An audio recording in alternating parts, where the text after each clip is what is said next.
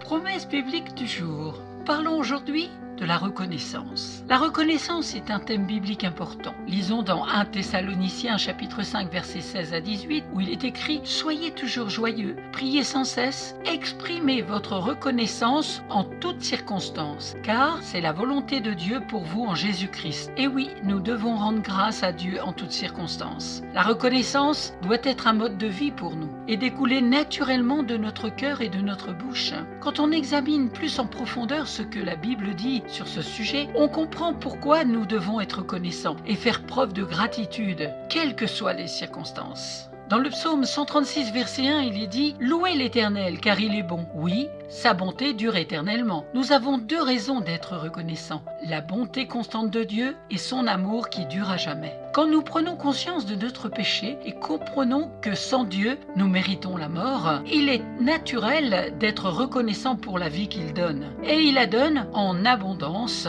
comme il est écrit dans Jean, chapitre 10, verset 10. Le voleur vient seulement pour voler, pour immoler et pour faire périr. Moi, dit l'Éternel, je suis venu pour donner la vie aux brebis, une vie surabondante.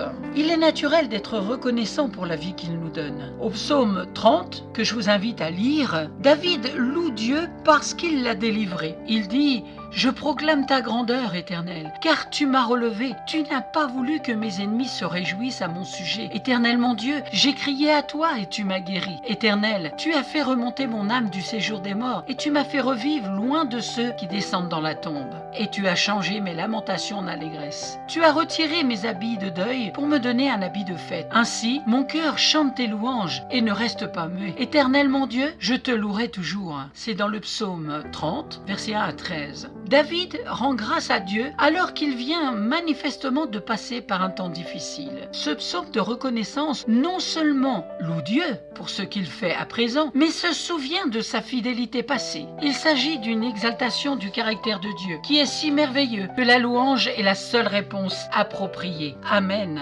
Je vous rappelle la promesse biblique du jour, c'est dans 1 Thessaloniciens chapitre 5 versets 16 à 18. Soyez toujours joyeux, priez sans cesse, exprimez votre reconnaissance en toutes circonstances, car c'est la volonté de Dieu pour vous en Jésus-Christ. Merci pour votre attention, merci d'avoir pris du temps pour écouter cette promesse biblique qui, j'espère, vous fera du bien et vous interpellera votre cœur, car c'est ce que Dieu veut, nous interpeller et que l'on puisse vivre une vie abondante. Je dirais même, comme je viens de dire, en surabondance.